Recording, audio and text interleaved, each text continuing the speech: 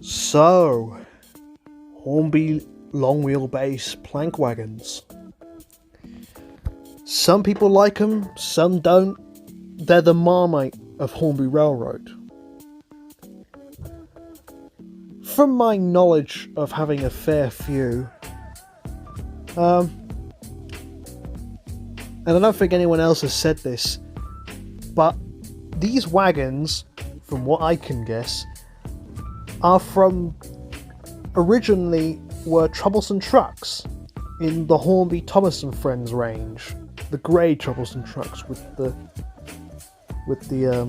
separately fitted faces. That's why on the door ends there's a hole in the planking, because that's where a face would have been.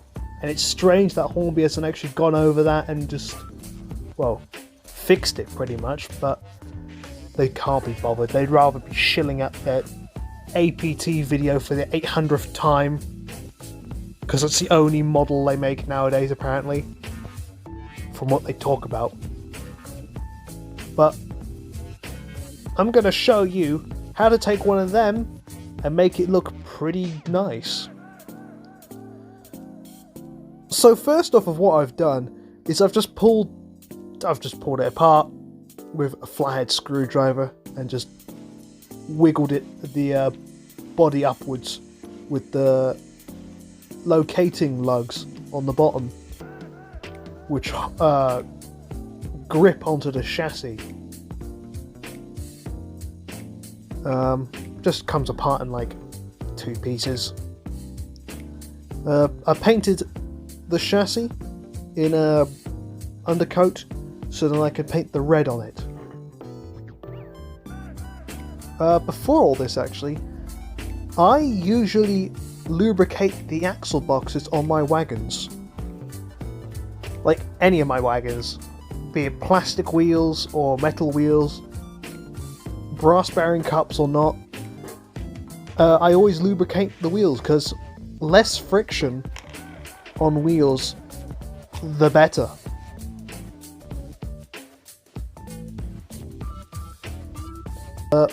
I found a picture of the basis, well, basis as I could get it, and I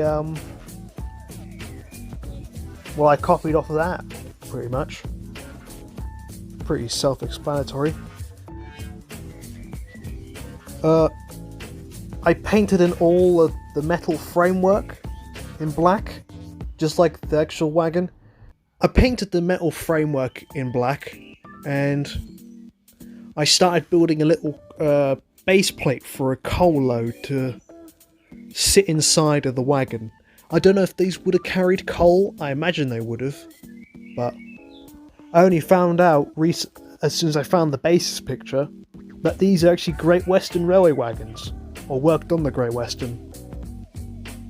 So it coming in the Devon Flyer train set with a fictional liveried Great Western 101 oil burning logo is pretty spot on. I didn't even notice that.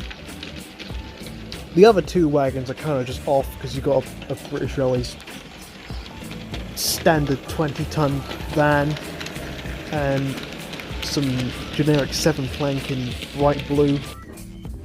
Next up, I just glued on I piled up some charcoal that I smashed up a few years ago.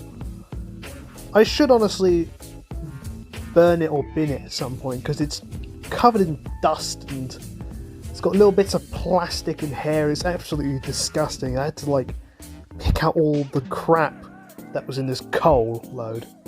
But here you can see it's just sitting out in the sun on some blocks, drying out, because the 2 ends sag, and I just thought I'd sit it like that before it, well, dried and sagged. Here's another few photos of when I actually painted the sole bars and the buffer beam red.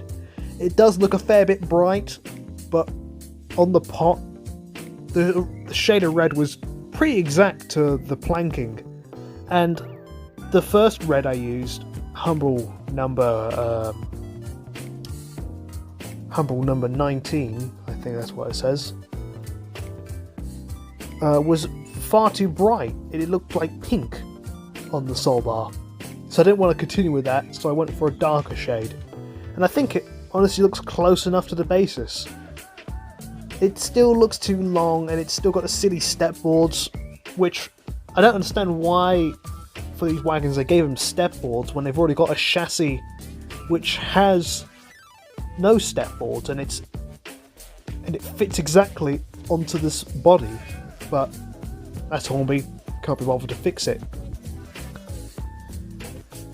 After the load was dry, I put it into the wagon, and here it is, a nice little coal wagon.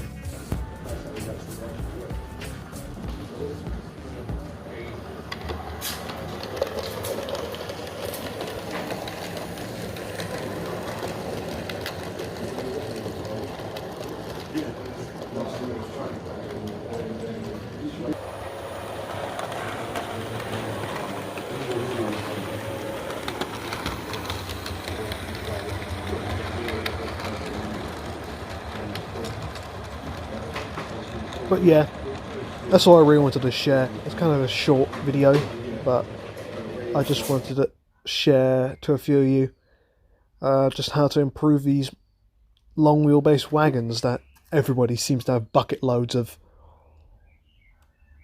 And a bit of paint, a bit of research, and a bit of creativity just makes these little toy wagons look far better than what they were than just two colours.